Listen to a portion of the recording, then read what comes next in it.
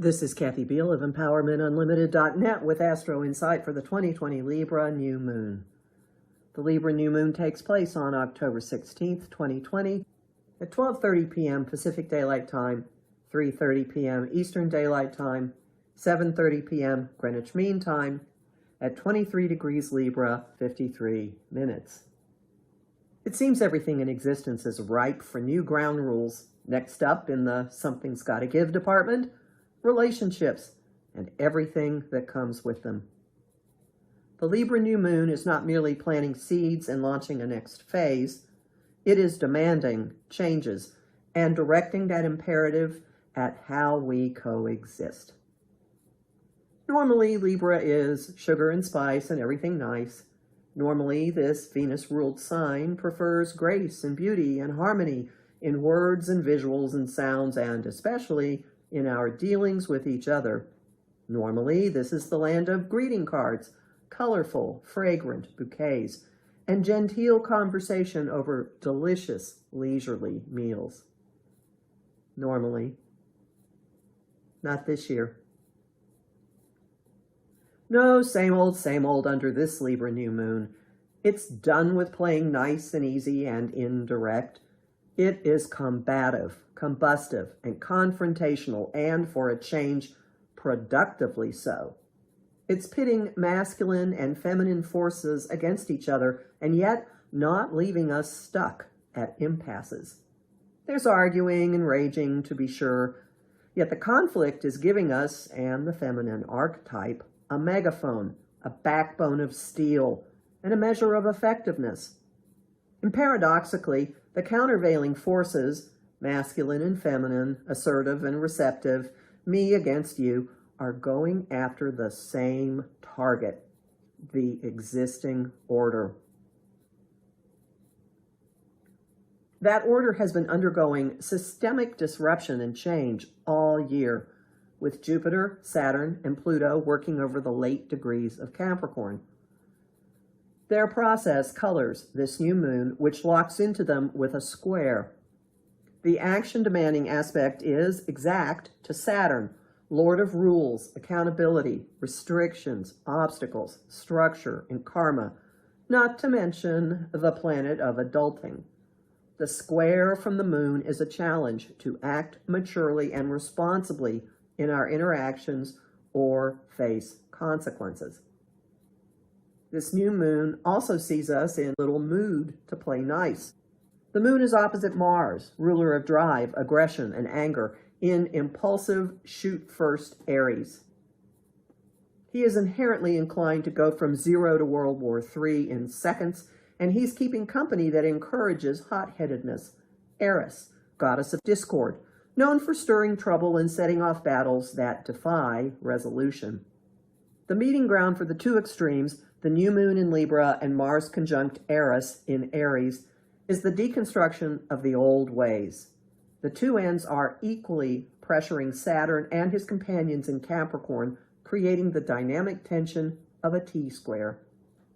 This configuration is responsible for the something's gotta give vibe, and more importantly, for the epidemic of acting on that vibe that this moon is triggering. Recent aspects have primed us for it. This week has us processing the personal ramifications of all the deconstructing and reshaping our sense of self in response as the sun runs a gauntlet of squares to the planets in Capricorn. We're all in an evolutionary growth surge, and how we're changing promptly and directly affects our relationship dynamics. This new moon launches a phase of approaching relationships more in line with who we have become instead of with previous commitments or expectations.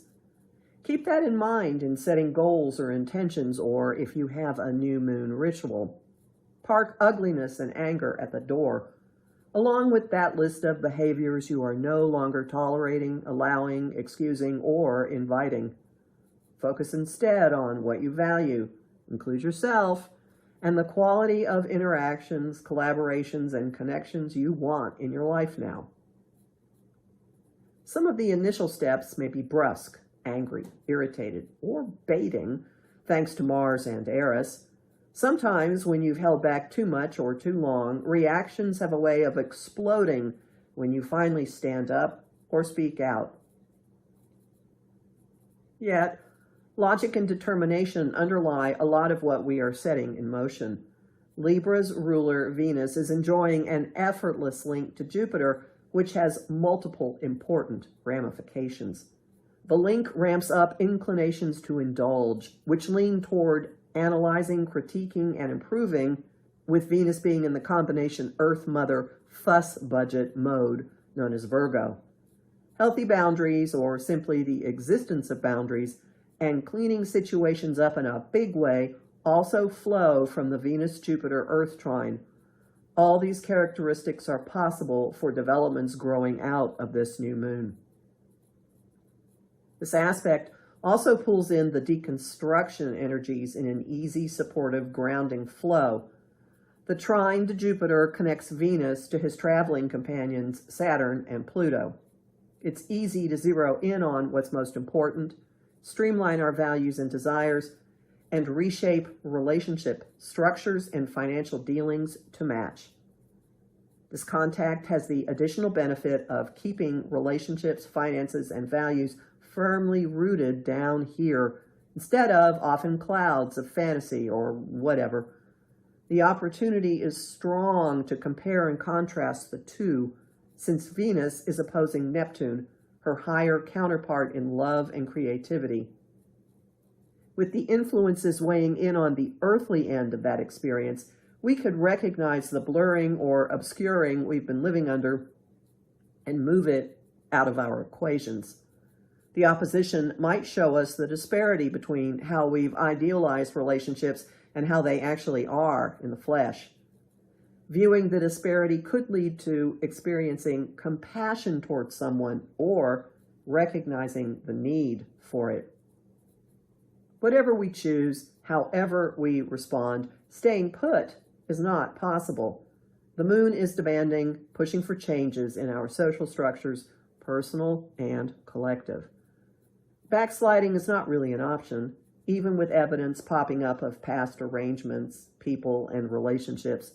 Ghosts, unfinished business, and do-overs are all around, with communication overseer Mercury retrograde in Scorpio and its deep, vast, secretive waters, and action hero Mars retrograde as well. Each visit is an opportunity to investigate, to learn, to clean up, and to put to rest. No matter how much your attention drifts backwards, there's little danger of remaining there. Our compasses are all pointing toward the future. Venus's square to the north node is pushing us that way. Unpack and repack accordingly. I'm Kathy Biehl, a professional astrologer with more than 30 years experience. Visit my site, empowermentunlimited.net, to sign up for my mailing list, listen to my weekly podcasts, and book a session with me. You'll find lively conversation on Facebook at Empowerment Unlimited and the group, the Astro Insight Lounge. I have lots of bonus content at patreon.com/Kathy Biehl, and I am deeply grateful to the people who are supporting my work there. I post on Instagram at @KABiehl, and I'm on YouTube at The Professional Aquarian Channel.